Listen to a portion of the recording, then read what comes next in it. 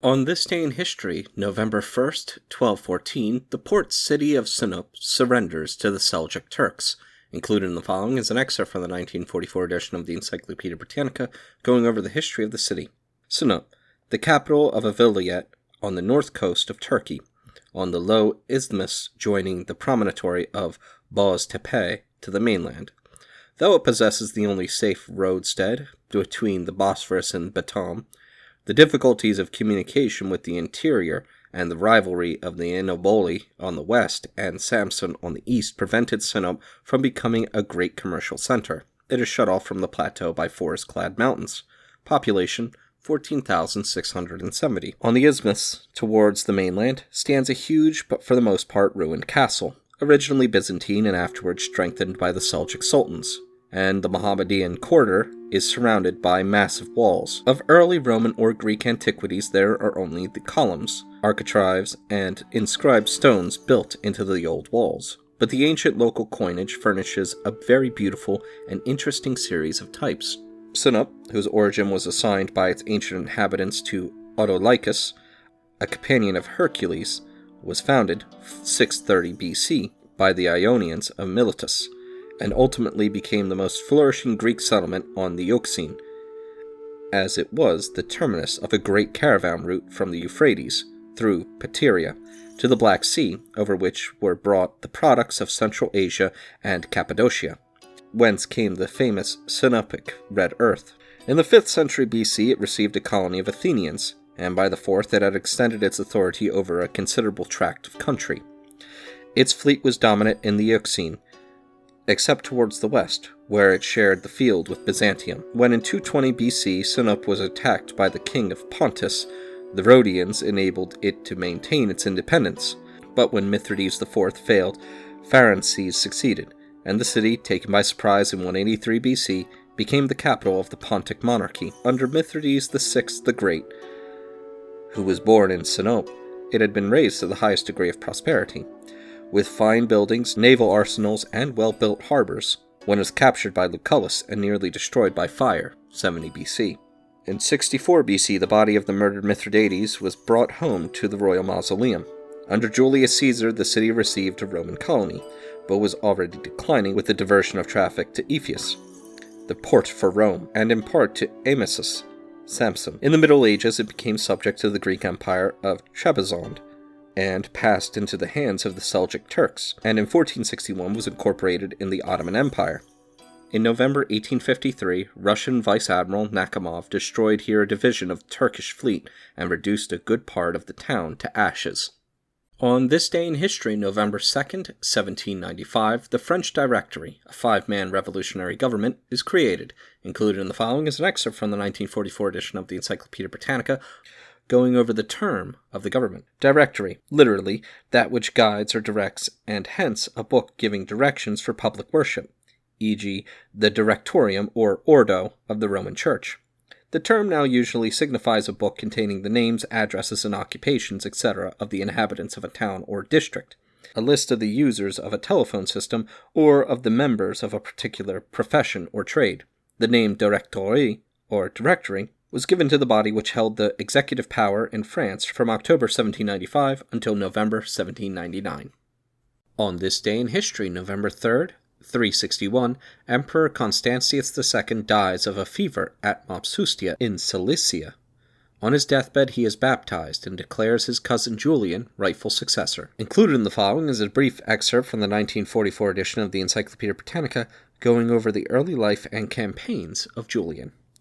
A short visit to Constantinople was followed by exile to Nicomedia again, where he came under the influence of Libanius, though forbidden to attend his lectures, and at this stage probably became finally contracted to paganism. In 531 Gallus was made Caesar, and Julian liberated, but not for long. In 354 Gallus was executed for misgovernment, and Julian came under suspicion again. He was confined in Milan, released, recalled to Milan, and eventually, and by the intercession of the Empress Eusebia, allowed to return to Athens. Here he was introduced into Mithraism, 355. The Emperor Constantius and Julian were now the sole surviving male members of the family of Constantine, and as the emperor again felt himself oppressed by the cares of government, There was no alternative but to call Julian to his assistance. At the instance of the empress, he was summoned to Milan, where Constantius bestowed upon him the head of his sister Helena, together with the title of Caesar and the government of Gaul.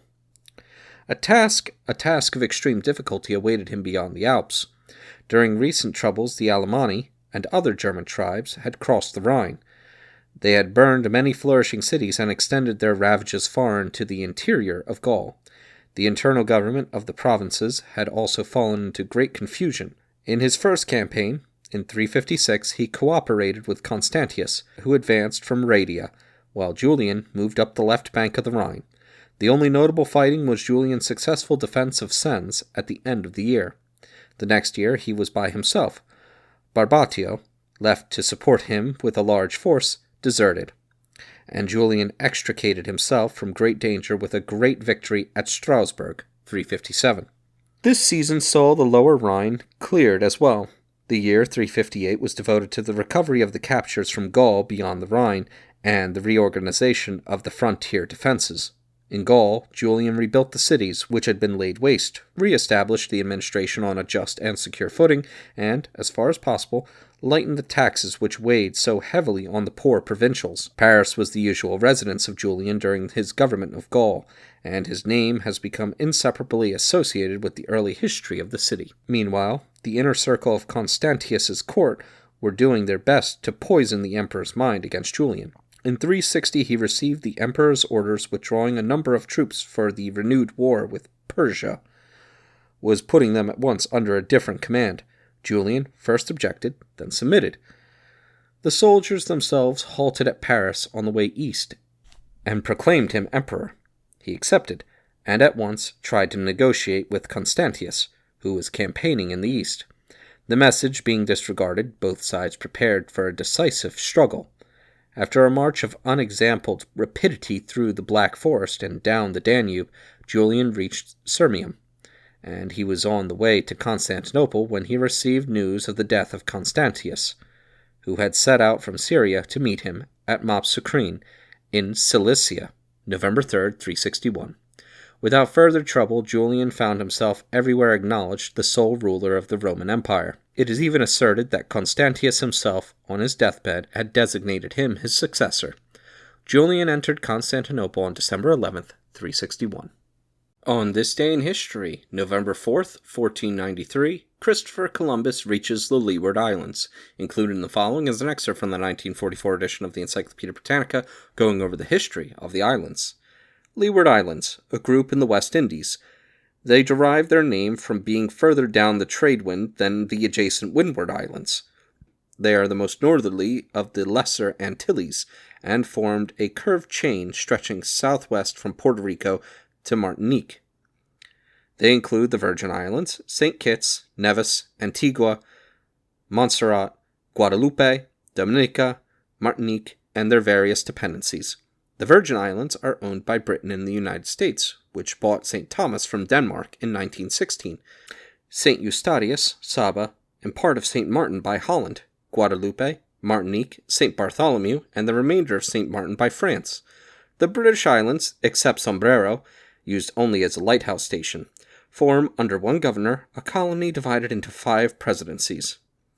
Antigua, with Barbuda and Redonda, St. Kitts Nevis, with Anguilla, Dominica, Montserrat, and the Virgin Islands. Total population, from 1940, estimated about 97,936. There is one federal executive council nominated by the Crown, and one federal legislative council, 10 nominated and 10 elected members. Of the latter, 4 are chosen by the unofficial members of the local legislative council of Antigua, 2 by those of Dominica, and 4 by the non-official members of the local legislative council of St. Kitts Nevis. The Federal Legislative Council meets once a year, usually at St. John, Antigua. On this day in history, November 5th, 1556, the Second Battle of Panipat is fought, wherein fighting begins between the forces of Hem Chandra Vikramaditya, the Hindu king of Delhi, and the forces of the Muslim Emperor Akbar. Included in the following is an excerpt from the 1944 edition of the Encyclopedia Britannica, going over the history of the town. Panipat, a town of British India, in Karnal district of the Punjab, 53 miles north of Delhi by rail. Population from 1931, 32,915. The town is of great antiquity, dating back to the Great War of Mahabharata between the Pandavas and the Kaurava brethren.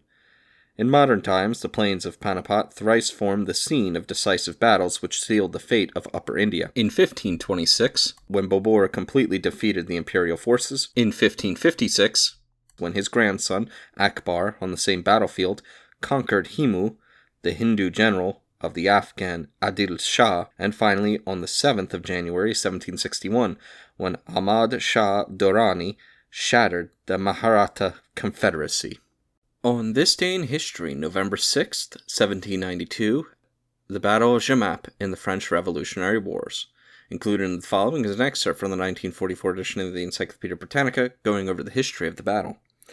Battle of Jemappes, 1792. The wars of Louis XIV and Louis XV had shown the advantage of an offensive in Belgium, since Belgium was the weak point in the Habsburg front. The Austrians had failed in their efforts against Lille, and Dumouriez, in command of the Army of the North at Valenciennes, at once issued a stirring appeal to the Belgians. Then, in order to mask his intentions, he threatened the Austrians at several points, compelling them to extend their front, while with speed he advanced to crush their main force at Mons. The Austrians, under Duke Albert of Saxe-Teschen, had been strongly reinforced by Clerfayt, though Dumouriez was not aware of this. Their combined forces numbered about 25,000 men and 50 guns, whilst the French army had probably 55,000 strong and was accompanied by 100 guns. The Austrian position was a strong one. Clerfayt's right was entrenched at Jemappes, province of Hainaut, Belgium, his center on a ridge south of the village, the eastern slopes of which extended to Couzemé, where his left was posted. As Dumouriez points out, the only fault in the position was its difficult line of retreat. Dumouriez's plan was to engage Clerfayt's right and center and turn at his left. For this turning movement, he ordered General Harville and some 10,000 troops to move up from Maubourg, outflank the Austrian left, and cut Clerfayt off from Mons. Harville's forward movement was, however, too slow to effect this, and the plan had to be modified. Early on November 6th, Dumouriez dislodged Clerfayt's advanced troops at Quaregnon, and then checked his advance to enable Harville to come up.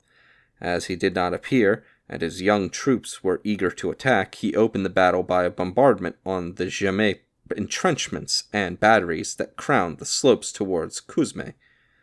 Then, forming his columns of attack, he assaulted the Austrian right and center. On the right, General Bernaville moved against Couzemé. This attack failed all along the line except on the south of Jemappes, where a lodgment compelled Clerfayt to retreat across the Trouville stream. As the center recoiled before the enemy's cannon, Dumouriez and his staff rode forward, amongst whom the young Duc de Chartres, Philippe Égalité, and forming a solid column, he called it La Bataillon des Monts. Leading it forward, he drove in the Austrian center, which was already feeling the pressure of the French at Jemappes, as these troops were beginning to threaten their rear. The batteries at Couzemé were then taken in a hand-to-hand struggle, and the Austrians, seeing Harville's corps advancing in the distance, withdrew to Mons, and on the 7th retired to Brussels. Each side lost 7,000 men killed and wounded. The moral gain to the French was immense. Without maneuver, they had succeeded in imposing their will, and, as one historian writes, at Valmy they had merely stood their ground. At Jemappes, they learnt to conquer. On this day in history, November 7th, 1504, Christopher Columbus returns from his fourth and last voyage. Included in the following is an excerpt from the 1944 edition of the Encyclopedia Britannica, going over Columbus's fourth and last voyage. His hour of rest, however, was not yet come. Ever anxious to serve their Catholic Highnesses, and particularly the Queen, he had determined to find a strait through which he might penetrate westwards into Portuguese Asia. After the usual inevitable delays, his prayers were granted, and on May 9th, 1502, with 4 caravels and 150 men, he weighed anchor from Cadiz, and sailed on his fourth and last voyage. He first betook himself to the relief of the Portuguese fort of Arzila, which had been besieged by the Moors, but the siege had been raised before he arrived. He put to sea westwards once more, and on June 15th discovered the island of Martinino, probably St. Lucia. He had received positive instructions from his sovereigns on no account to touch at Hispaniola, but his largest caravel was greatly in need of repairs, and he had no choice but to abandon her, or disobey orders. He preferred the latter alternative, and sent a boat ashore to Ovando, asking for a new ship and for permission to enter the harbor to weather a hurricane which he saw was coming on, but his requests were refused, and he coasted the island, casting anchor upon lee of the land. Here he weathered the storm, which drove the other caravels out to sea, and annihilated the homeward-bound fleet, the richest that had till then been sent from Hispaniola. Roldan Bobadilla perished with others of the admiral's enemies, and Fernando Columbus, who across pained his father on this voyage, wrote long afterwards, "I am satisfied it was the hand of God, for had they arrived in Spain they would have been punished as their crimes deserved, but rather been favored and preferred." After recruiting his flotilla at Azua, Columbus put in at Joaquimo and refitted his 4 vessels, and on July 14, 1502, he steered for Jamaica. For several days the ships wandered painfully among the keys and shoals he had named the Garden of the Queen, and only an opportune easterly wind prevented the crews from open mutiny. The first land sighted, July 30th, was the islet of Guanaja, about 40 miles east of the coast of Honduras. Here he got news from an old Indian of a rich and vast country lying to the eastward, which he at once concluded must be the long-sought-for empire of the Grand Khan. Steering along the coast of Honduras, great hardships were endured, but nothing approaching his ideal was discovered. On September 12th, Cape Gracias a Dios was rounded. The men had become clamorous and insubordinate. Not until December 5th, however, would he tack about and retrace his course. It now became his intention to plant a colony on the river Veragua, which was afterwards to give his descendants a title of nobility, but he had hardly put about when he was caught in a storm, which lasted 8 days, wrenched and strained his crazy, worm-eaten ships severely, and finally, on Epiphany Sunday, 1503, blew him into an embouchure which he named Belem or Bethlehem. Gold was very plentiful in this place, and here he determined to found his settlement.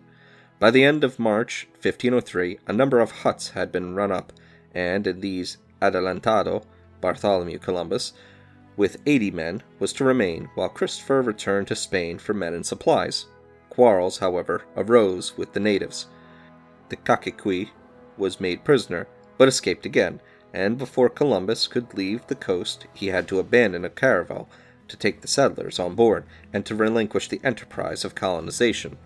Steering eastwards, he left a second caravel at Puerto Bello. He thence bore northwards for Cuba, where he obtained supplies from the natives. From Cuba, he bore up for Jamaica, and there, in the harbor of San Gloria, now St. Anne's Bay, he ran his ships aground in a small inlet, still called Don Christopher's Cove, June 23, 1503. The expedition was received with great kindness by the natives, and here Columbus remained upwards of a year, awaiting the return of his lieutenant Diego Mendez, whom he had dispatched to Ovando for assistance.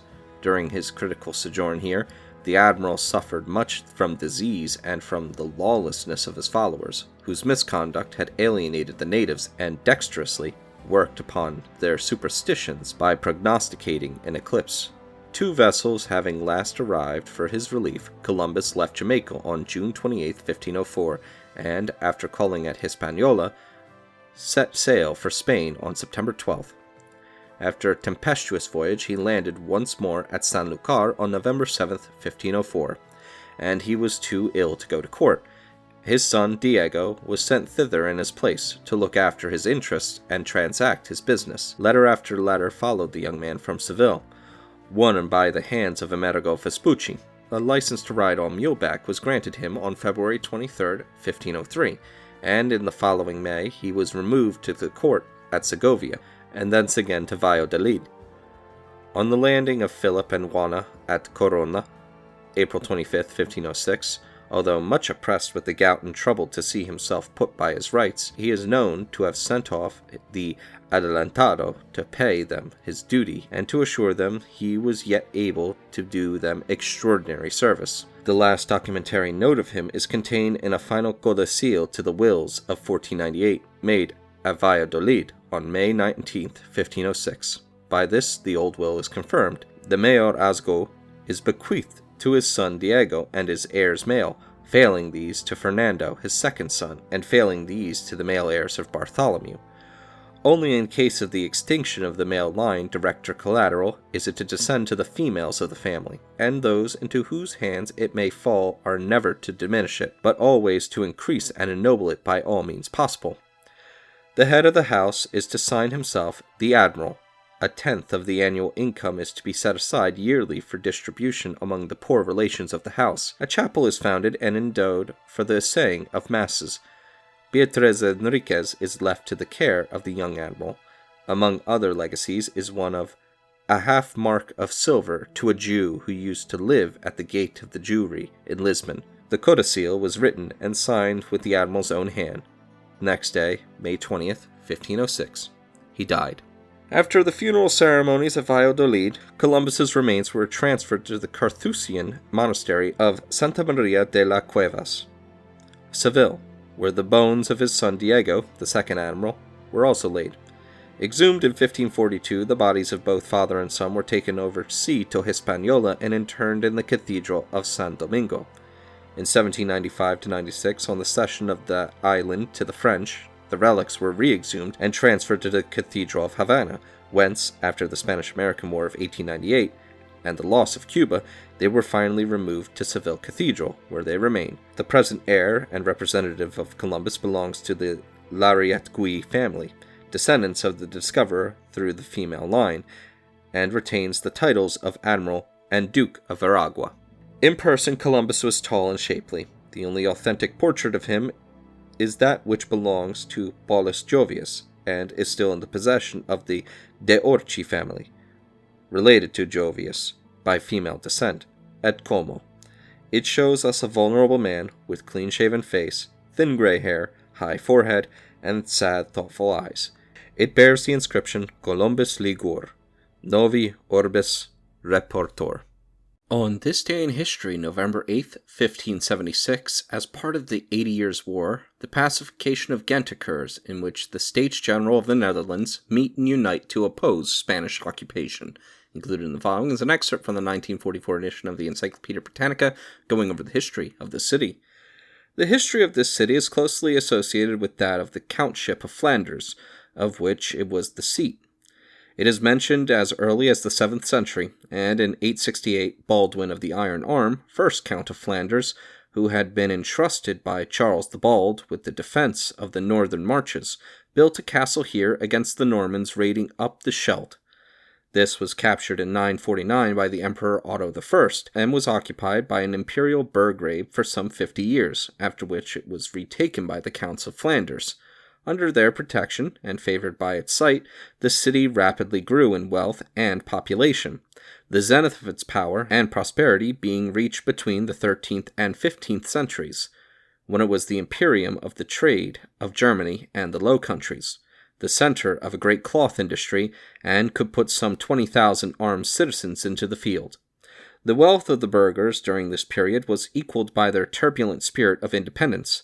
Feuds were frequent, against the rival city of Brogues, against the counts, or within the city itself, between the plebeian crafts and the patrician governing class. Of these risings, the most notable was that in the earlier half of the 14th century, against Louis de Crécy, Count of Flanders, under the leadership of Jacob van Artevelde. The earliest charter to the citizens of Ghent was that granted by Count Philip of Flanders between 1169 and 1191. It did little more than arrange for the administration of justice by nominated jurats, scabini, under the Counts Bailii. Far more comprehensive was the second charter granted by Philip's widow Matilda, after his death on crusade in 1191. The magistrates of the city were still nominated scabini, fixed at 13, but their duties and rights were strictly defined and the liberties of the citizens safeguarded. The city, moreover, received the right to fortify itself and even individuals within it to fortify their houses. This charter was confirmed and extended by Count Baldwin VIII, and the burghers attained to a very considerable measure of self-government. A charter of 1212 of Count Ferdinand of Portugal and his wife Joanna introduced a modified system of election for the scabini. By the 14th century, the democratic craft guilds, notably that of the weavers, had asserted themselves. The citizens were divided for civic and military purposes into three classes: the rich, i.e. those living on capital, the weavers, and the members of the 32 other guilds. In the civic executive, as it existed to the time of Charles V, the deans of the two lower classes sat with the scabinis and councillors. In the long struggle of the Netherlands against Spain, Ghent took a conspicuous part, and it was here that, on November 8, 1576, was signed the instrument known as the Pacification of Ghent, which established the League against Spanish tyranny. War, persecution, and the emigration or expulsion of its people wrecked the prosperity of Ghent, the recovery of which was made impossible by the closing of the Scheldt. After 1714, it formed part of the Austrian Netherlands, and in 1794 became the capital of the French department of the Scheldt. In 1814, it was incorporated in the Kingdom of the United Netherlands, and in 1830 became part of Belgium. On this day in history, November 9th, 1456, Ulrich II, Count of Scilly, last ruler of the County of Scilly, is assassinated in Belgrade. Included in the following is an excerpt from the 1944 edition of the Encyclopedia Britannica, going over the history of the Count. Ulrich, Count of Scilly, born 1406, died 1456, son of Frederick II, Count of Scilly, and Elizabeth Frangpan. About 1432, he married Catherine, daughter of George Brankovic, despot of Serbia. His influence in the troubled affairs of Hungary and the Empire, of which he was made a prince by the Emperor Sigismund, 1436, led to feuds with the Habsburgs, the overlords of Scilly. Finally, he made an alliance with the Habsburg king Albert II, and after his death, 1439, Ulrich took up the cause of his widow, Elizabeth, and presided at the coronation of her infant son, Ladislaus V, posthumous 1440. A feud with the Hunyadis followed, embittered by John Hunyadi's attack on George Brankovic of Serbia, 1444, on his refusal to recognize Ulrich's claim to Bosnia on the death of Stephen Svrtko, 1443. In 1446, Hunyadi, then governor of Hungary, harried the Scilly territories in Croatia-Slovenia, but his power was broken at Kosovo, 1448, and Count Ulrich was able to lead a successful crusade, nominally in the Habsburg interest, into Hungary, 1450. In 1452, he forced the Emperor Frederick III to hand over the boy king Ladislaus V to his keeping. He became thus virtual ruler of Hungary, of which he was named lieutenant by Ladislaus in 1456. The Hunyadis now conspired to destroy him. On November 8th, in spite of warnings, he entered Belgrade with the king. The next day he was attacked by Laszlo Hunyadi and his friends and put to death. With him died the male line of the Counts of Scilly. On this day in history, November 10th, 474, Emperor Leo II dies after a reign of 10 months. He is succeeded by his father Zeno, who becomes sole ruler of the Byzantine Empire. Included in the following is an excerpt from the 1944 edition of the Encyclopedia Britannica, going over the history of the emperor. Zeno, East Roman Emperor from 474 to 491, was an Isaurian of noble birth. On his early life, nothing is known. After his marriage to Ariadne, daughter of Leo I, in 468 he became patrician and commander of the imperial guard and of the armies in the east. In 471 he procured the assassination of Ardaburius the Goth, who had tried to occupy in the east the position held by Ricimer in the west. In 474, Leo I died after appointing as his successor Leo, the son of Zeno and Ariadne. Zeno, however, succeeded in getting himself crowned also, and on the death of his son, in the same year, became sole emperor. In the following year, in consequence of a revolt fomented by Verina in favor of her younger brother Basilicus, he was compelled to take refuge in Isauria, where he was obliged to shut himself up in a fortress. The growing misgovernment of Basilicus ultimately enabled Zeno to re-enter Constantinople unopposed, 476. His rival was banished to Phrygia, where he soon afterwards died. The remainder of Zeno's reign was disturbed by numerous other less formidable revolts. Since 472, the aggressions of the two Ostrogoth leaders, Theodoric, had been a constant source of danger. In 487, he induced Theodoric, son of Theodemir, to invade Italy and establish his new kingdom. Zeno is described as a lax and indolent ruler, but he seems to have administered ably the finances of the empire. In ecclesiastical history, the name of Zeno is associated with the Henoticon, or Instrument of Union, promulgated by him and signed by all the Eastern bishops, with the design of terminating the Monophysite controversy. On this day in history, November 11th, 1028, Constantine VIII dies, ending his uninterrupted reign as emperor or co-emperor of the Byzantine Empire of 66 years. Included in the following is an excerpt from the 1944 edition of the Encyclopedia Britannica, going over the history of the emperor. Constantine VIII. This title is given by Gibbon to the son of Romanus I Lecapenius, one of the colleagues of Constantine VII, Porphyrogenitus, but it is now generally bestowed upon Constantine, the brother and colleague of Basil II, from 976 to 1025, sole ruler 1025 to 28. He gave himself up to pleasure and allowed the administration to fall into the hands of 6 eunuchs. On this day in history, November 12th, 1439, Plymouth becomes the first town incorporated by the English Parliament.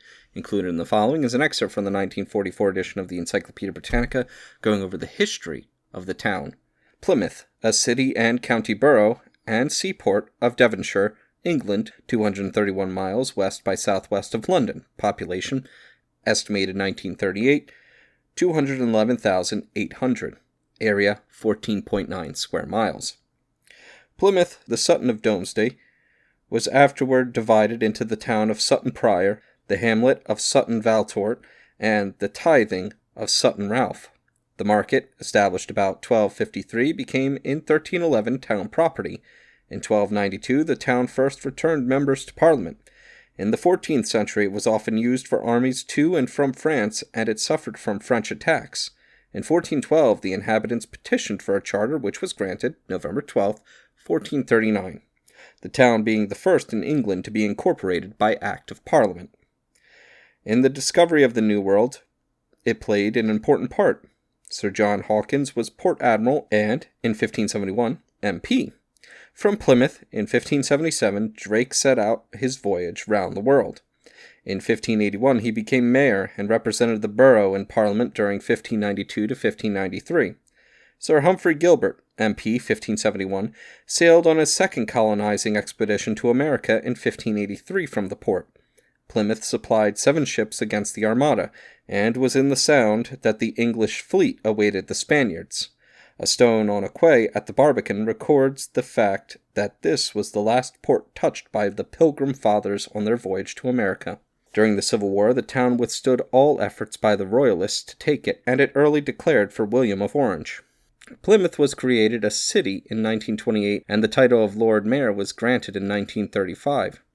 4 years later, its area was extended by almost 4,000 acres. It lies at the head of Plymouth Sound, stretching westward from the River Plym toward the mouth of the Tamar, from which it's separated by the township of East Stonehouse and the borough of Devonport, both of which were included in Plymouth in 1914. The water frontage of the 3 towns consists of Plymouth Sound with its inlets.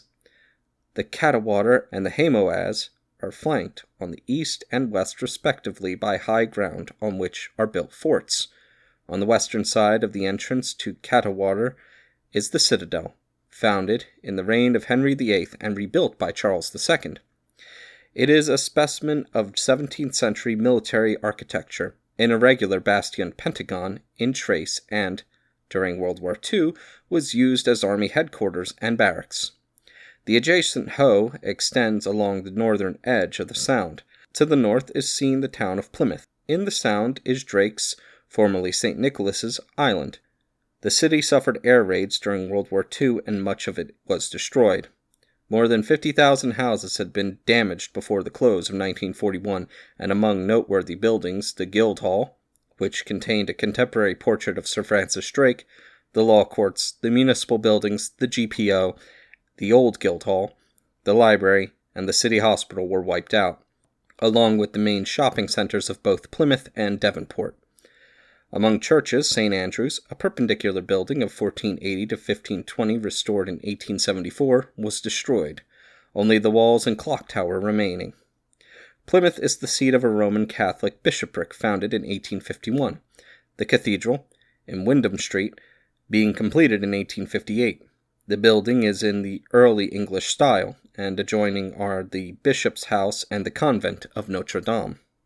The port of Plymouth, in 1311, embraced Plympton, Modbury, and Newton Ferrers, and received a customs grant from Richard II. In 1435, 65 cargoes were imported, and in the reign of Elizabeth it rose to be the foremost port in England. The 18th century saw a great development of trade with Virginia and the West Indies, and this resulted in the establishment of a sugar refining industry that was maintained into the 20th century. In 1749, the town's water was carried to the Barbican to supply shipping. The port of Plymouth, as at present, constituted embraces the water of the Plymouth Sound and the Hamoaze. The chief water area within the limits of the port is the Sound with its inlets, the Cattewater, Sutton Pool, Mill Bay, Stonehouse Pool, and the Hamoaze. The Sound itself covers an area of 4,500 acres, and is sheltered from the southwest gales by a breakwater a mile long with a lighthouse at its eastern end. It was constructed in 1841. Cattewater, Sutton Pool, and Mill Bay constitute the three mercantile harbors of Cattewater Harbor, Sutton Harbor, and the Great Western Docks, while Hamoaze was set aside for HM Navy. Cattewater Harbor has an area of 260 acres and 8,000 feet of quayage space. Sutton Harbor, entered from Cattewater, has a quayage space of 4,500 feet. Great Western Docks at Mill Bay has an outer basin of 35 acres and an inner one of 13. Steamers sail regularly from Plymouth for Australia, New Zealand, the Cape, and North America. The port has productive fisheries. It has also a considerable export and import trade. As a naval station, it is second only to Portsmouth. The city is served by the GW and South Railways. The industries of Plymouth include soap making, manufacture of chemicals, artificial manure, and paper staining. There is some electrical engineering and a clothing factory. Plymouth has returned 3 members to Parliament from the Drake, Devonport, and Sutton divisions since 1918. Lady Astor, the first woman elected to the House of Commons, was returned in 1919. On this day in history, November 13th, 1486, Johann Eck, German theologian and academic, is born. Included in the following is an excerpt from the 1944 edition of the Encyclopaedia Britannica, going over the history of the academic. Johann Meyer Eck, born 1486, died 1543, German theologian and most indefatigable and important opponent of Martin Luther, who was born on November 13th, 1486, at Eck, Swabia. His father, Michael Meyer, was a peasant and bailiff, Amtmann, of the village. His uncle, Martin Meyer, parish priest at Rothenburg on the Neckar, sent him at the age of 12 to the University of Heidelberg, later on to Tübingen, Cologne, and Freiburg im Breisgau. At the age of 24, he was already doctor and professor of theology. During this period, he was known as an opponent of the scholastic philosophy, and though he did not go to all lengths with the modernists, moderni, of his day, his first work, Logicis Exercitamenta, 1507, was on their side, an attitude which brought him into conflict with the university senate.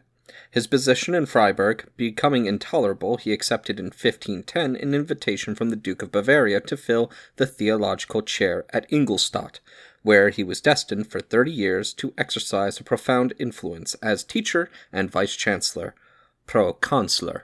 A ducal commission appointed to find a means for ending the interminable strife between the rival academic parties entrusted Eck with the preparation of fresh commentaries on Aristotle and Petrus Hispanus, and between 1516 and 1520, in addition to his other duties, he published commentaries on the Summae of Hispanus and on the Dialectics, Physics, and other lesser scientific works of Aristotle, which became the textbooks of the university. These commentaries are inspired with much of the scientific spirit of the New Learning, but he had no sympathy with the revolutionary attitude of the reformers. He had won laurels in a public disputation at Augsburg in 1514, when he defended the lawfulness of putting out capital at interest, again at Bologna in 1515 on the same subject and on the question of predestination, and these triumphs had been repeated at Vienna in 1516. These successes gained him the patronage of the Fugers, and he found himself fairly launched as the recognized apologist of the established order in church and state, the first fruits of this new position being a quite gratuitous attack on his old friend, the distinguished humanist and jurist Ulrich Zasius, 1461 to 1536, for a doctrine proclaimed 10 years before, and a simultaneous assault on Erasmus's Annotatinis in Novum Testamentum. Luther sent to Eck in 1517 copies of his celebrated 95 Theses. Eck made no public reply. But in 1518 he circulated privately, at first, his Obeliski, in which Luther was branded as a Hussite. Luther entrusted his defense to Karlstadt, who answered Eck in 400 distinct theses, and declared his readiness to meet him in public disputation, which took place at Leipzig in 1519. On June 27th and 28th, and on July 1st and 3rd, Eck disputed with Karlstadt on the subjects of grace, free will, and good works, ably defending the Roman standpoint. From July 4th to 14th he engaged with Luther on the absolute supremacy of the papacy, purgatory, penance, etc., showing a brilliant display of patristic and consular learning against the reformers' appeals to Scripture.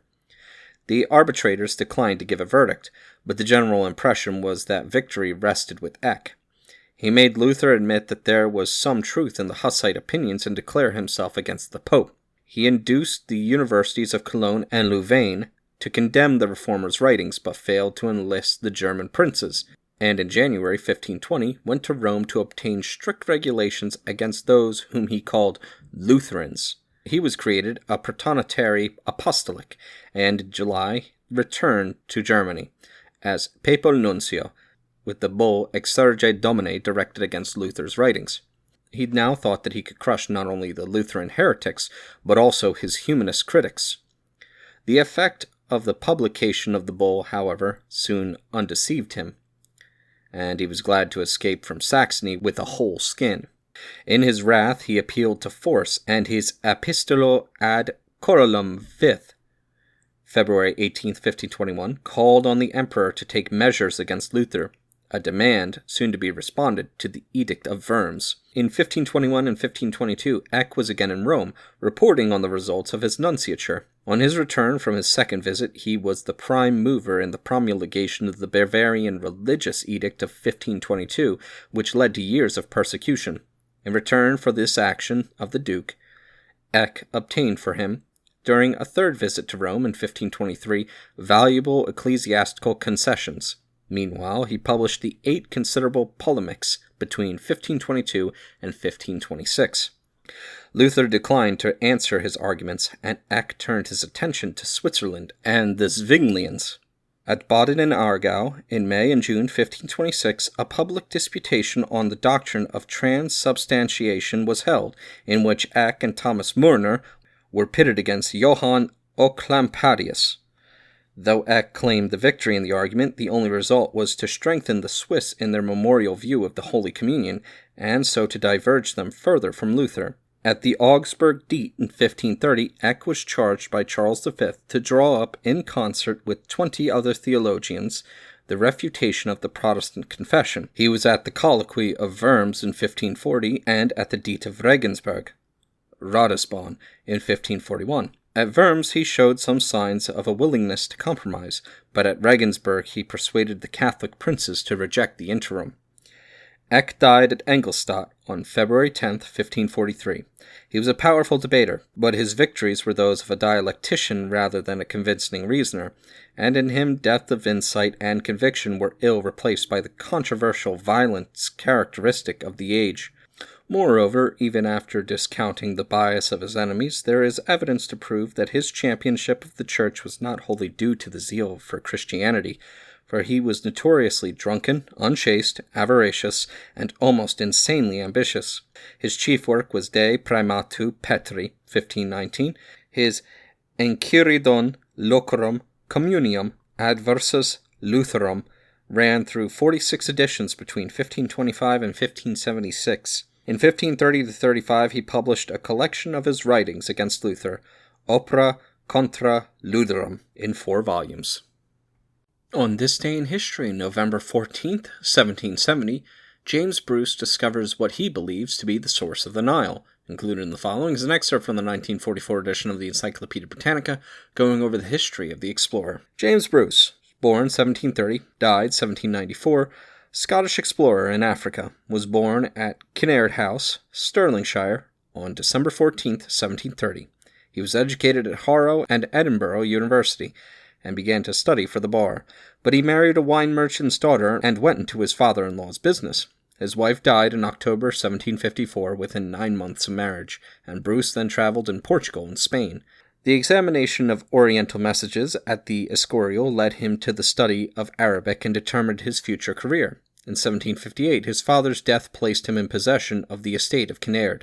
On the outbreak of war with Spain in 1762, he submitted to the British government a plan for an attack on Ferrol, which was not adopted, but which led him to his appointment as British consul at Algiers, with a commission to study the ancient ruins in that country.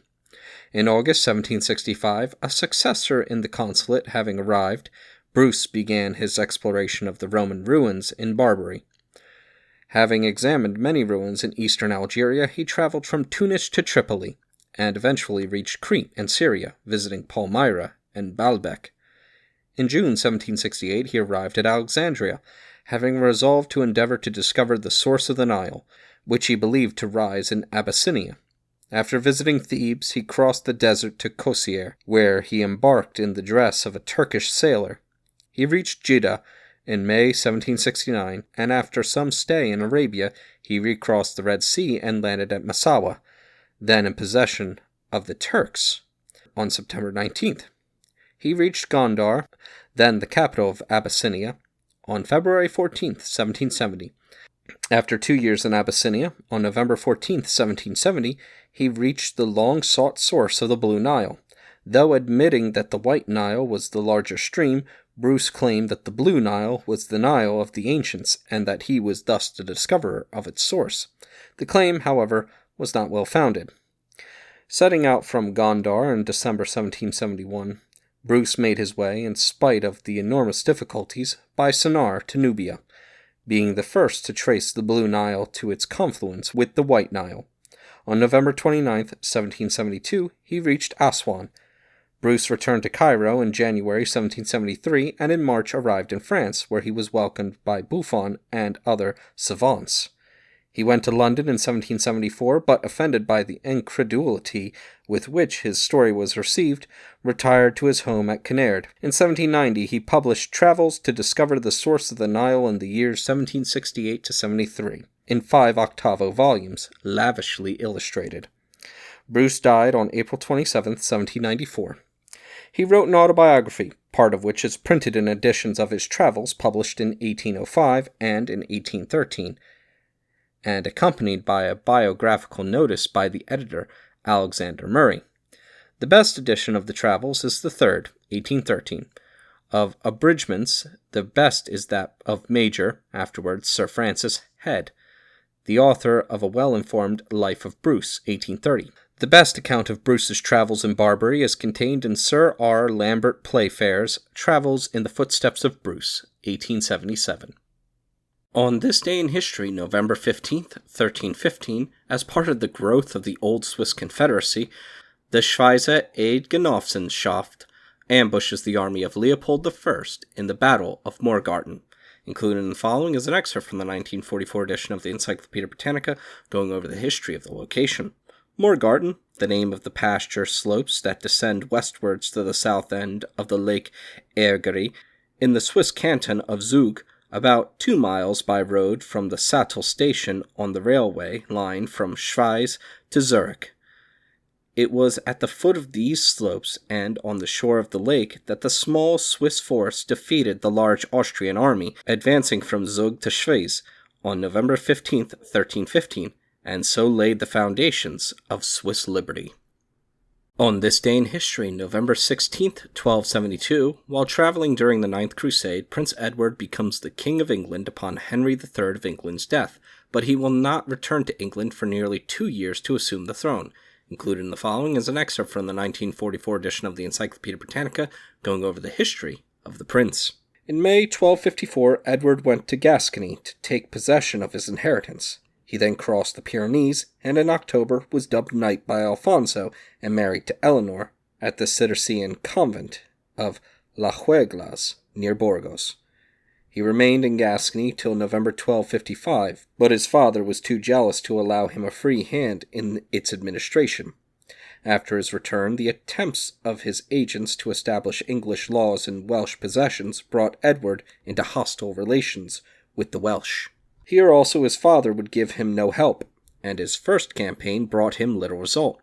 Edward became extremely unpopular through his association with his Lusignan kinsfolk, his pride and violence, and the disorders of his household. In 1258, his strenuous opposition to the provisions of Oxford further weakened his position, but after the banishment of the foreigners, he began to take up a wiser line. In 1259, he led the young nobles who insisted that the triumphant oligarchy should carry out the reforms to which it was pledged. For a moment, it looked as if Edward and Leicester might make common cause, but Edward remained an enemy of Montfort, though he strove to infuse his father's party with a more liberal and national spirit. He was the soul of the reconstituted Royalist party formed about 1263. In 1264, he took a prominent part in the fighting between the king and the barons. At the Battle of Lewes, his rash pursuit of the Londoners contributed to his father's defeat. 2 days later, Edward surrendered to Leicester as a hostage for the good behavior of his allies. He was forced to give up his earldom of Chester to Leicester, but at Whitsuntide, 1265, he escaped from his custodians and joined the lords of the Welsh March, who were still in arms. With their aid, he defeated and slew Leicester at Evesham on August 4, 1265. For the rest of Henry III's reign, Edward controlled his father's policy and appropriated enough of Leicester's ideals to make the Royalist restoration no mere reaction. So peaceful became the outlook of affairs that in 1268 Edward took the cross, hoping to join the new crusade of St. Louis.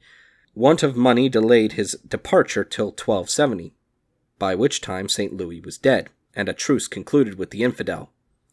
Refusing to be a party to such treason to Christendom, Edward went with his personal followers to Acre, where he abode from May 1271 to August 1272. Despite his energy and valor, he could do little to prop up the decaying crusading kingdom, and he narrowly escaped assassination. The declining health of his father induced him to return to the west. He learned in Sicily the death of Henry III on November 16, 1272. On November 20th, the day of Henry's funeral, he was recognized as king by the English barons, and from that day his regnal years were subsequently computed. Affairs in England were so peaceful that Edward did not hurry home. After a slow journey through Italy and France, he did homage to his cousin Philip III at Paris on July 26, 1273. He then went to Gascony, where he stayed nearly a year. He landed at Dover on August 2, 1274, and was crowned at Westminster on August 18th. On this day in history, November 17th, 887, Emperor Charles the Fat is deposed by the Frankish magnates in an assembly at Frankfurt, leading his nephew, Arnulf of Carinthia, to declare himself king of the East Frankish Kingdom in late November. Included in the following is an excerpt from the 1944 edition of the Encyclopedia Britannica, going over the history of Arnulf. Arnulf, born around 850, died 899, Roman Emperor, illegitimate son of Carloman, king of Bavaria and Italy, was made Margrave of Carinthia about 876, and on his father's death in 880, his dignity and possessions were confirmed by the new king of the East Franks, Louis III. He did homage to the Emperor Charles the Fat in 882, and spent the next few years in constant warfare with the Slavs and the Northmen. In 887, however, Arnulf identified himself with the disgust felt by the Bavarians and others of the incapacity of Charles the Fat. Gathering a large army, he marched to Trebor. Charles abdicated, and in 888 the Germans recognized Arnulf as their king, a proceeding which von Ranke describes as the first independent action of the German secular world. Arnulf's real authority did not extend far beyond the confines of Bavaria, and he contented himself with a nominal recognition of his supremacy by the kings who sprang up in various parts of the empire. He continued the struggle with the Northmen in 891, and gave effective aid to Svartopluk, king of Moravia, in his struggle with the nobles. Invited by Pope Formosus to deliver him from the power of Guido III, Duke of Spoleto, who had been crowned emperor, Arnulf went to Italy in 894, but after storming Bergamo and receiving the homage of some of the nobles at Pavia, he was compelled by desertions from his army to return. In the next 3 years, he succeeded in establishing his illegitimate son, Sventihold, as king of the district afterwards called Lorraine. The restoration of peace with the Moravians and the death of Guido prepared the way for a more successful expedition in 895, and Arnulf was crowned emperor by Formosus in February 896. He then set out to establish his authority in Spoleto, but on the way was seized with paralysis. He returned to Bavaria, where he died in December 899, and was buried at Regensburg. He left, by his wife Oda, a son Louis, surnamed the Child. On this day in history, November 18th, 1095, the Council of Clermont begins. Called by Pope Urban II, it led to the First Crusade to the Holy Land. Included in the following is an excerpt from the 1944 edition of the Encyclopaedia Britannica, going over the history of the city. Clermont-Ferrand, a city of central France, capital of the department of Puerto, 113 miles west of Lyon, on the PLM Railway. Population from 1906, 44,113.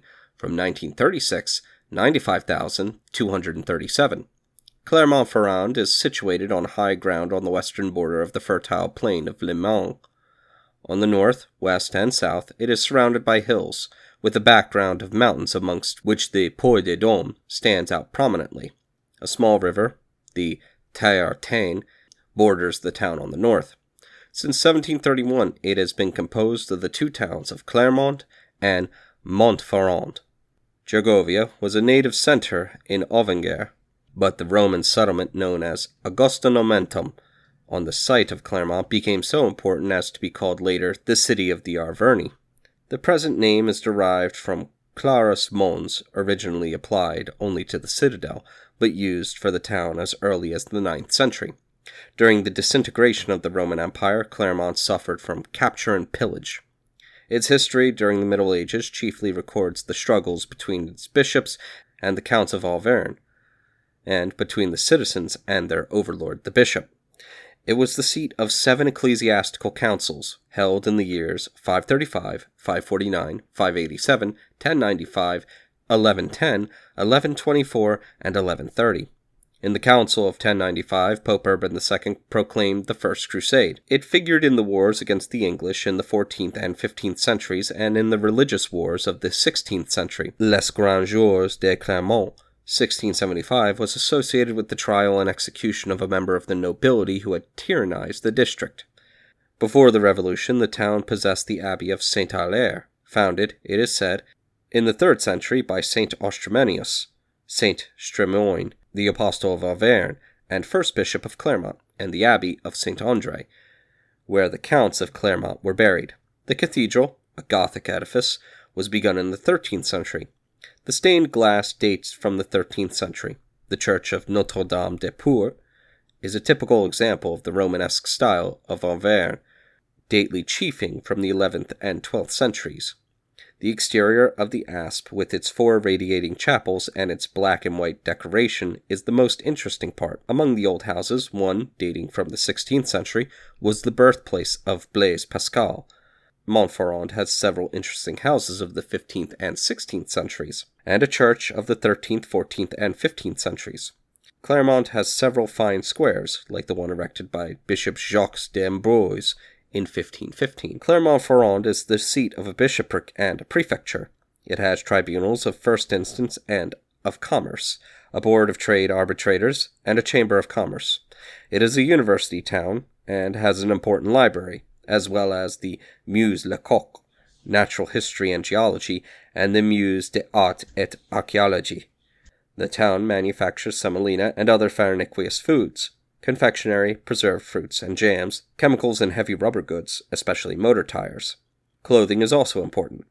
Clermont is the chief market for the grain and other agricultural produce of Auvergne and Valais. Its waters are in local repute. On the bank of the Tyre-Tane there is a remarkable calcareous spring, the Fountain of Saint Alyre, and 1.5 miles to the west lies the famous spa of Royat. On this day in history, November 19th, 1493, Christopher Columbus goes ashore on an island called Boriquén he first saw the day before. He names it San Juan Bautista, later renamed again Puerto Rico. Included in the following is an excerpt from the 1944 edition of the Encyclopedia Britannica going over the island's early history. Puerto Rico was discovered by Columbus on his second voyage to the New World, November 19, 1493. He landed on the western coast and took possession of the island in the name of Ferdinand and Isabella of Spain. This landing was the first and only time the fleet of Columbus trod the soil of what is now United States territory. After replenishing his supply of water, Columbus proceeded to Santo Domingo, first naming the island San Juan Bautista in honor of Prince Juan, heir to the Spanish throne.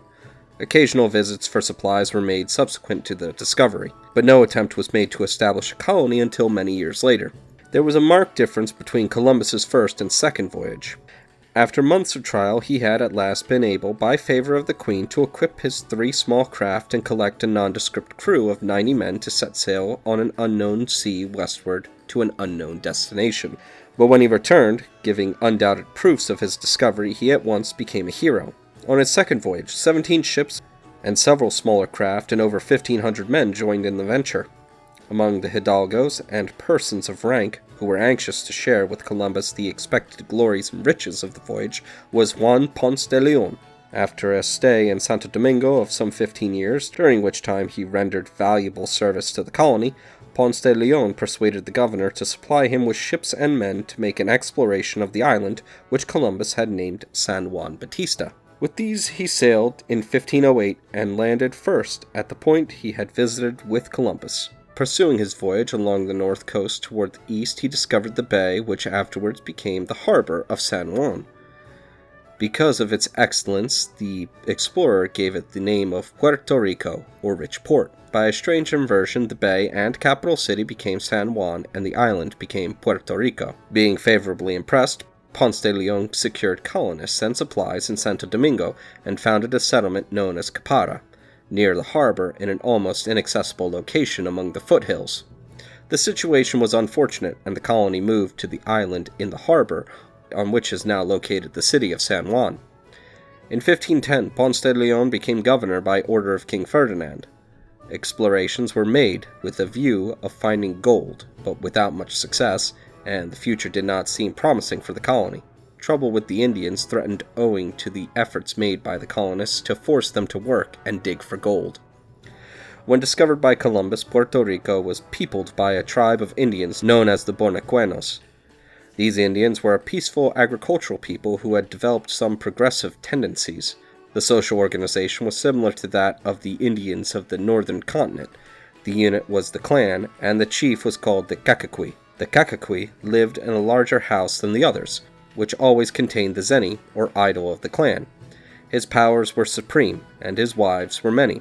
There would have been no trouble with these kindly disposed natives if the Spaniards had been disposed to treat them fairly.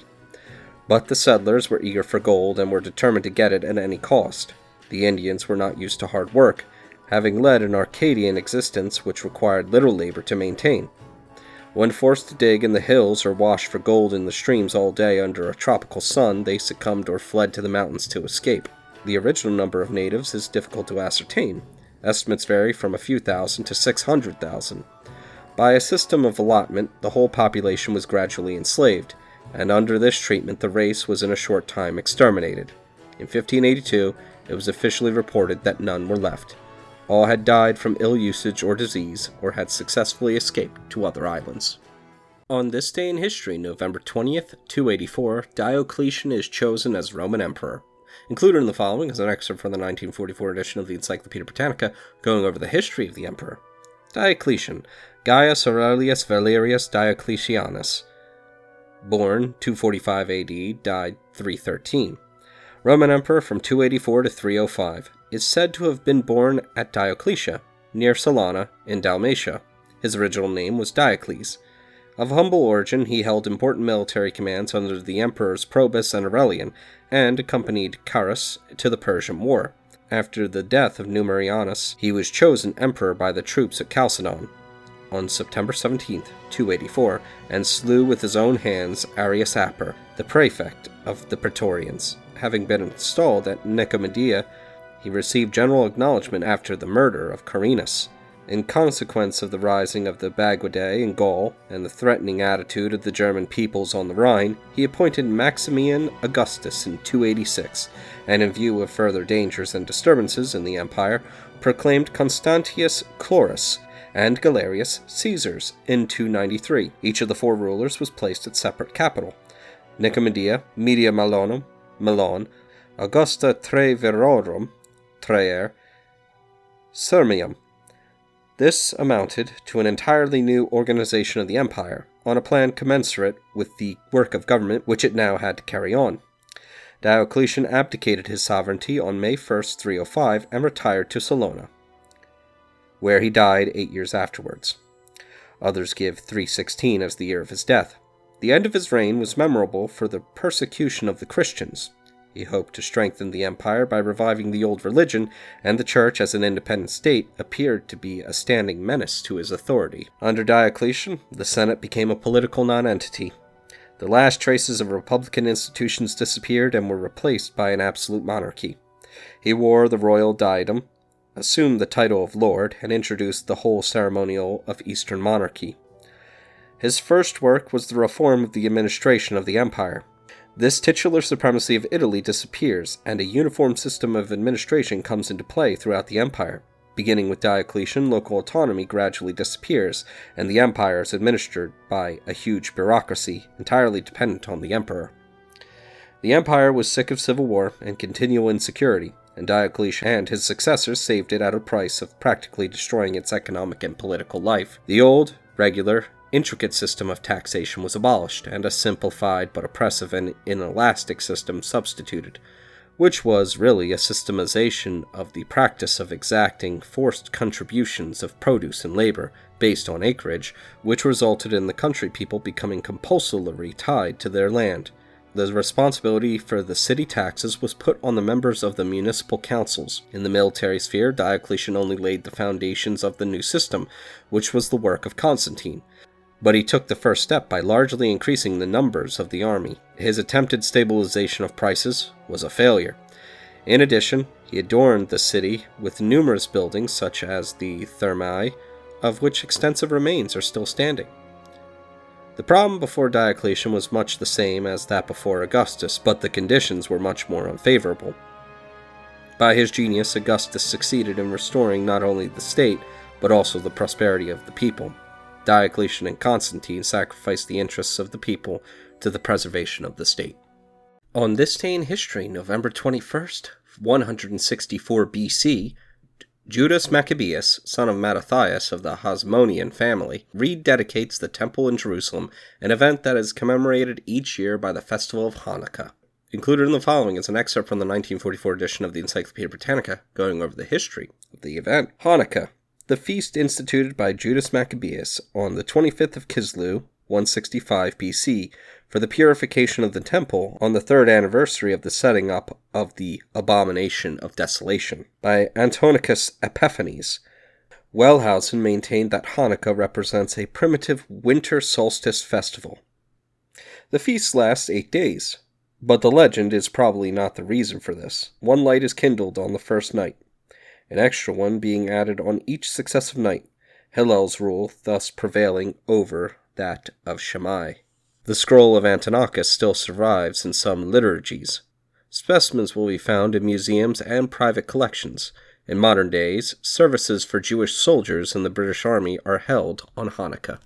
On this day in history, November 22nd, 498, after the death of Anastasius II, Symmachus is elected pope in the Lateran Palace, while Laurentius is elected pope in Santa Maria Maggiore. Included in the following is an excerpt from the 1944 edition of the Encyclopedia Britannica, going over the history of Symmachus. Symmachus, pope from 498 to 514, had Anastasius II for his predecessor and was followed himself by Hormisdas. He was a native of Sardinia, apparently a convert from paganism, and was in deacon's orders at the time of his election. The choice was not unanimous. Another candidate, Laurentius, having the support of a strong Byzantine party, and both competitors were consecrated by their friends, the one in the Lateran Church and the other in that of St. Mary, on November 22nd, 498. A decision was obtained in favor of Symmachus from Theodoric, to whom the dispute had been referred. But peace was not established until 505 or 506, when the Gothic king ordered the Laurentian party to surrender the churches of which they had taken possession. An important incident in the protracted controversy was the decision of the Palmary Synod. The remainder of the pontificate of Symmachus was uneventful. History speaks of various churches in Rome as having been built or beautified by him. On this day in history, November 23rd, 534 BC, Thespis of Icaria becomes the first recorded actor to portray a character on stage. Included in the following is an excerpt from the 1944 edition of the Encyclopaedia Britannica, going over the history of the poet. Thespis, Greek poet of Icaria, in Attica, 6th century BC. Generally considered the inventor of tragedy, flourished in the time of Pisistrati. According to Diogenes Laertius, he introduced for the first time in the old dithyrambic choruses a person distinct from the chorus. He conversed with the leader, and was thence called answerer. His claim to be regarded as the inventor of tragedy in the true sense of the term depends upon the extent to which this person was really an actor. Suedas gives the titles of doubtful authenticity of several of his plays, not confined to the legends of Dionysus, but embracing the whole body of heroic legends. But the fragments quoted in various writers, as from Thespis, are probably forgeries by Heraclides of Pontus. The statement of Horace, that Thespis went round Attica with a cart on which his plays were acted, is due to confusion between the origin of tragedy and comedy, and a reminiscence of the scurrilous jests which it was customary to utter from a wagon at certain religious festivals. A. and M. Croisset, who attach more importance to the part played by Thespis in the development of tragedy, accept the testimony of Horace. According to them, Thespis, actor and manager, transported his apparatus on a cart to the deme in which he intended to produce his drama, formed and trained a chorus, and gave a representation in public. On this day in history, November 24th, 1642, Abel Tasman becomes the first European to discover the island Van Diemen's Land, later renamed Tasmania. Included in the following is an excerpt from the 1944 edition of the Encyclopaedia Britannica, going over the history of the island. Tasmania, or as it was originally called, Van Diemen's Land, was discovered in 1642 by the Dutch navigator Tasman, who named the territory after his patron, Van Diemen.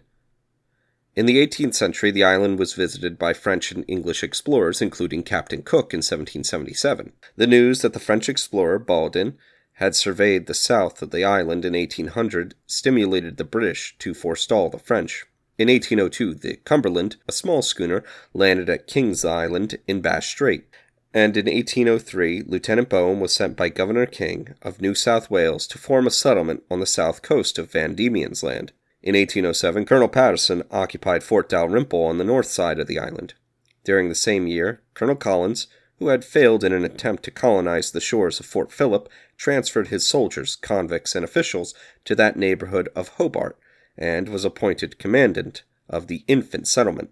The difficulties of the settlers were increased by the hostility of the blacks. The first collision took place at Risdon, a few days after the landing of Lieutenant Bowen's expedition, and for this the white settlers were entirely responsible. Hostilities between the races were incessant from 1802 to 1830. In 1831, George Robinson induced the remnant of the blacks to leave the mainland and take refuge first in South Bruni and subsequently in Flinders Island, their numbers having been diminished from 5,000, the original estimate of the aboriginal population, to 203.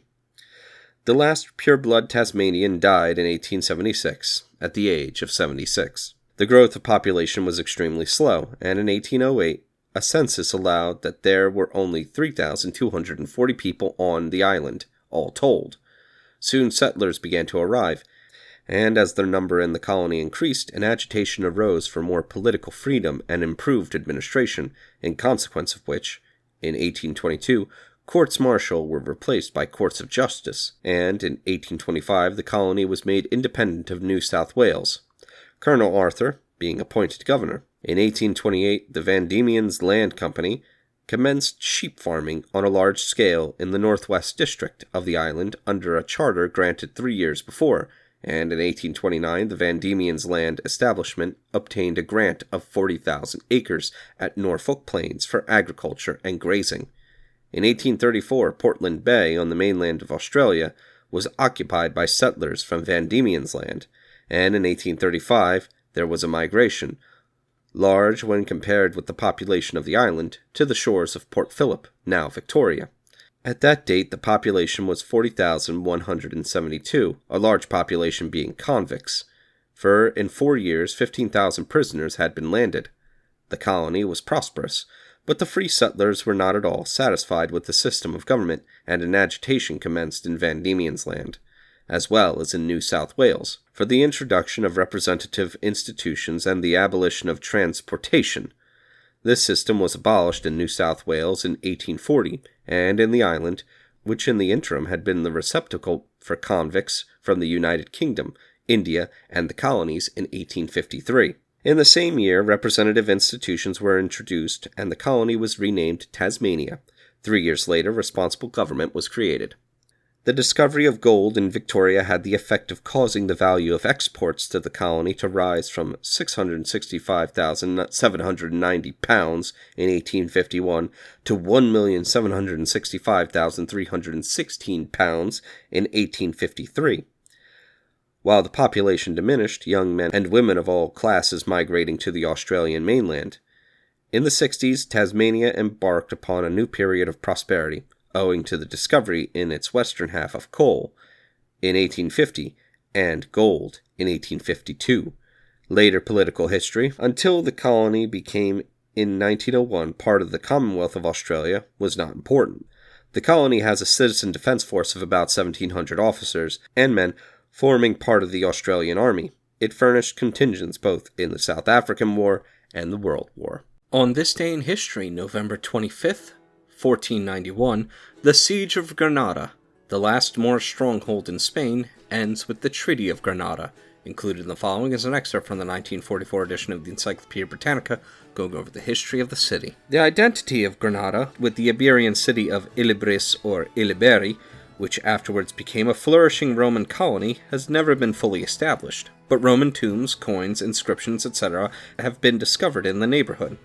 Under the Caliphs of Cordova, the family of the Ziri or Zieri, maintained itself as the ruling dynasty until 1090. It was then replaced by the Almohades, who were in turn overthrown by the Almoravides in 1154. The dominion of the Almoravides continued unbroken, save for an interval of 1 year, 1160 to 61, until 1229. From 1229 to 1238, Granada formed part of the Kingdom of Murcia. But in the last named year it passed into the hands of Abu Abdullah Muhammad ibn al-Amar, Prince of Jain, and founder of the dynasty of Nasrides. Al-Amar was deprived of Jain in 1246, but united Granada, Almeria, and Malaga under his scepter, and made peace with Castile.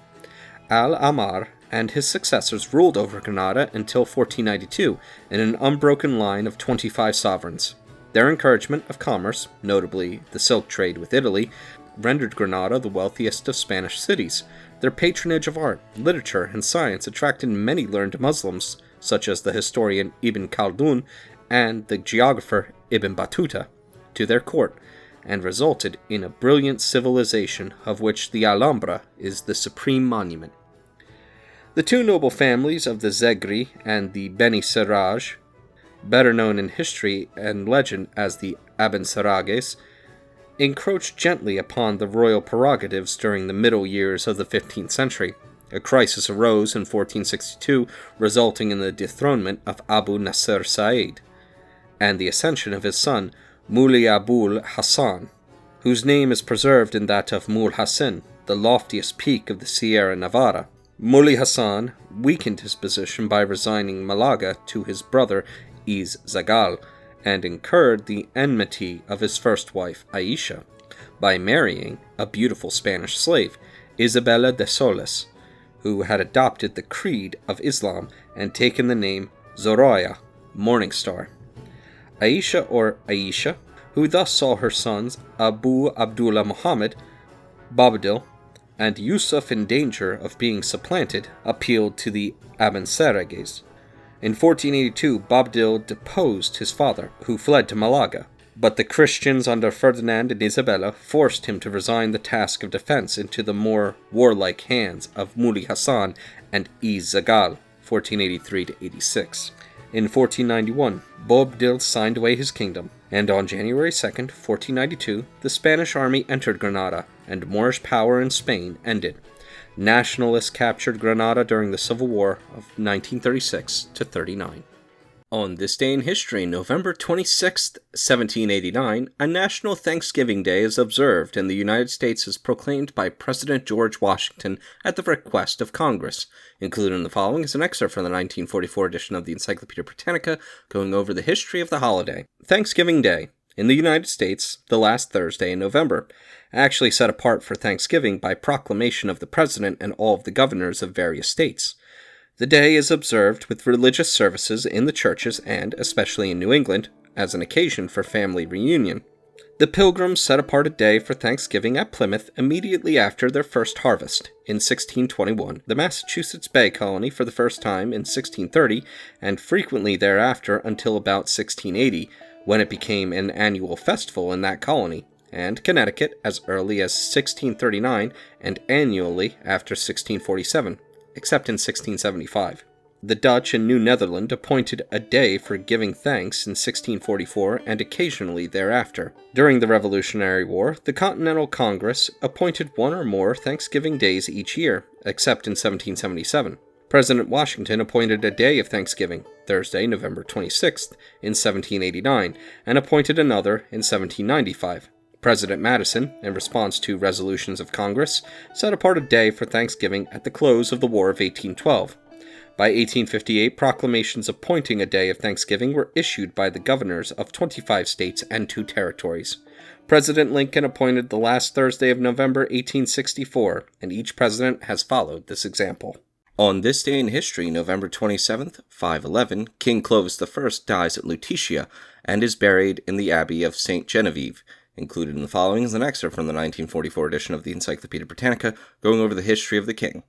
Clovis, or Clodevec, born circa 466, died 511, king of the Salian Franks, son of Childeric I, whom he succeeded in 481 at the age of 15. At that date, the Salian Franks had advanced as far as the river Somme, and the center of their power was at Tournai. On the history of Clovis between the years 481 and 486, the records are silent. In 486, he attacked Syagrius, a Roman general who, after the fall of the Western Empire in 476, had carved out for himself a principality south of the Somme, and is called by Gregory of Tours Rex Romanorum. After being defeated by Clovis at the Battle of Soissons, Syagrius sought refuge with the Visigothic king Alaric II, who handed him over to the conqueror. Henceforth Clovis fixed his residence at Soissons, which wars in the midst of public lands, e.g. Bernay-Rivière, Juvigny, etc. The episode of the vase of Soissons has a legendary character, and all that it proves is the deference shown by the pagan king to the Orthodox clergy. Clovis undoubtedly extended his dominion over the whole of Belgica Secunda, of which Reims was the capital, and conquered the neighboring cities in detail. Little is known of the history of these conquests. It appears that St. Genevieve defended the town of Paris against Clovis for a long period, and that Verdun-sur-Meurthe, after a brave stand, accepted an honorable capitulation thanks to St. Euspidius. In 491, some barbarian troops in the service of Rome, Arboruci Thuringians, and even Roman soldiers who could not return to Rome, went over to Clovis and swelled the ranks of his army. In 493, Clovis married a Burgundian princess, Clotilda, a niece of Gunibald and Godesgil, joint kings of Burgundy. The princess was a Christian, and earnestly desired the conversion of her husband. Although Clovis allowed his children to be baptized, he remained a pagan himself until the war against the Alemanni. who at the time occupied the country between the Vosges and the Rhine, and the neighborhood of Lake Constance. By pushing their incursions westward, they came into collision with Clovis, who marched against them and defeated them in the plain of the Rhine. The legend runs that, in the thickest of the fight, Clovis swore that he would be converted to God of Clotilda if her God would grant him the victory. After subduing a part of the Alemanni, Clovis went to Reims, where he was baptized by St. Remigius on Christmas Day 496, together with 3,000 francs. The story of the phial of holy oil, the Sainte Ampoule, brought from heaven by a white dove for the baptism of Clovis, was invented by the Archbishop Hincmar of Reims 3 centuries after the event. The baptism of Clovis was an event of very great importance. From that time, the Orthodox Christians in the kingdoms of the Burgundians and Visigoths looked to Clovis to deliver them from their Arian kings. Clovis seems to have failed in the case of Burgundy, which was at that time torn by the rivalry between Godegisil and his brother Gundebald. Godegisil appealed for help to Clovis, who defeated Gundebald on the banks of the Oc near Dijon, and advanced as far as Avignon 500. But had to retire without being able to retain any of his conquests. Immediately after his departure, Gundebald slew Godegisil at Vienne, and seized the whole of the Burgundian kingdom. Clovis was more fortunate in his war against the Visigoths. Having completed the subjugation of the Alemanni in 506, he marched against the Visigothic king Alaric II, in the following year, in spite of the efforts of Theodoric, king of the Ostrogoths, to prevent the war. After a decisive victory at Volée, near Puerto, in which Clovis slew Alaric with his own hand, the whole of the kingdom of the Visigoths as far as the Pyrenees was added to the Frankish Empire, with the exception of Septimania, which, together with Spain, remained in possession of Alaric's grandson Amalaric, and Provence, which was seized by Theodoric and annexed to Italy. In 508, Clovis received at Tours the insignia of consulship from the Eastern Emperor, Anastasius, but the title was purely honorific. The last years of his life Clovis spent in Paris, which he made the capital of his kingdom. Here he built the Church of the Holy Apostles, known later as the Church of St. Genevieve. By murdering the petty Frankish kings who reigned at Cambria, Cologne, and other residences, he became sole king of all the Frankish tribes. He died in 511. Clovis was the true founder of the Frankish monarchy. He reigned over the Salian Franks by hereditary right, over the other Frankish tribes by reason of his kinship with their kings, and by the choice of the warriors who raised him on the shield, and governed the Gallo-Romans by right of conquest. He had the Salic law drawn up, doubtless between the years 486 and 507, and seems to have been represented in the cities by a new functionary, the Graf, Comes, or Count. He owed his success in great measure to his alliance with the Church. He took the property of the Church under his protection, and in 511 convoked a council at Orleans, the canons of which have come down to us. But while protecting the Church, he maintained his authority over it. He intervened in the nomination of bishops, and at the Council of Orleans it was decided that no one, save a son of a priest, could be ordained clerk without the king's order or the permission of the count. On this day in history, November 28th, 1520, after 38 days, an expedition under the command of Ferdinand Magellan completes the first passage through the Strait of Magellan and enters the Pacific Ocean. Included in the following is an excerpt from the 1944 edition of the Encyclopedia Britannica, going over the history of Magellan passing the Straits. Steering southwest and calling at Tenerife, September 26 to October 3rd, Magellan sighted South America at Cape St. Augustine, near Pernambuco, on November 29th. Thence he followed the east coast of the New World down to La Plata estuary, which he examined in the hope of finding a passage at this point, January 11th to February 6th, 1520. On March 31st following, he arrived at Port St. Julian in 49 degrees 20 minutes south, where he wintered. Here he crushed a formidable mutiny, April 1st to 2nd, and made acquaintance with the natives, whom he called Patagonians, Big Feet, whose great size and lofty stature are magnified by Pigafetta to gigantic proportions. Leaving Port St. Julian on August 24th, 1520, he discovered on October 21st the Cape of the 11,000 Virgins, the eastern entrance of the long-sought passage. Through this strait, 360 miles long, often narrow and very tortuous, fringed by snow-clad mountains, he guided his armada for 38 days, weakened by the desertion of one vessel, the San Antonio. On November 21st, a council of pilots and captains was held to consider the continuation of the voyage, and on November 28th, the fleet rounded Cabo Delgado, the desired western terminus of the Strait of Magellan. To the south of the passage lay the forbidding land, stark with eternal cold, which, from the many fires he observed, Magellan named Tierra del Fuego. The expedition now entered the Great South Sea, first sighted by Vasco Núñez de Balboa, which, from the steady and gentle winds that drove the fleet across the immeasurable expanse, was by Magellan called Pacific. For 98 days Magellan crossed this sea from Cabo Delgado to the Ladrones.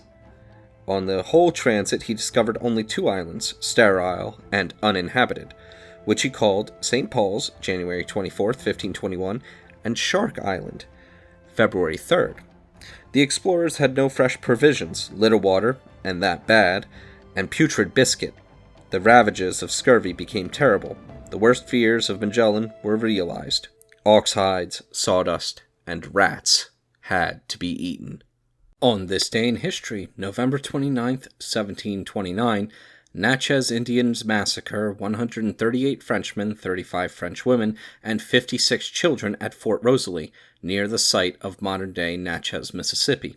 Included in the following is an excerpt from the 1944 edition of the Encyclopedia Britannica, going over the history of the tribe. Natchez, a noted tribe of lower Mississippi River, near the present city of Natchez, who after massacring the French in their territory in 1729, were defeated by them, the remnants taking refuge with the Chickasaw and later with the Creek and Cherokee.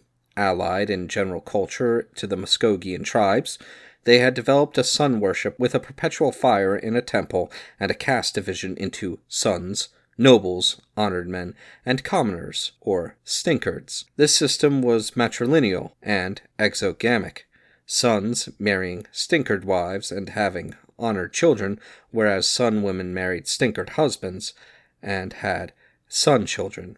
The head son had power of life and death over all others, and was followed in death by his spouses, attendants, and voluntary victims. The origin of these anomalous customs is not clear. On this day in history, November 30th, 1864, as part of the American Civil War, the Confederate Army of Tennessee, led by General John Bell Hood, suffers heavy losses in an attack on the Union Army of the Ohio under General John Schofield in the Battle of Franklin. Included in the following is an excerpt from the 1944 edition of the Encyclopedia Britannica, going over the history of the town. Franklin, a town of central Tennessee, USA, 18 miles south of Nashville, on Harpeth River, the county seat of Williamson County. It is on Federal Highway 31 and is served by the Louisville and Nashville Railroad. The population was 3,377 in 1930 and 4,120 in 1940. During the Civil War, Franklin was the scene of a minor engagement on April 10, 1863, and on November 30, 1864, of one of the fiercest battles of the war, when the Confederate General, J.B. Hood, with an army of 27,000 attacked General Schofield, whose force numbered about 28,000. The engagement was indecisive, but the losses were very heavy, 6,500 on the Confederate, 2,326 on the Union side.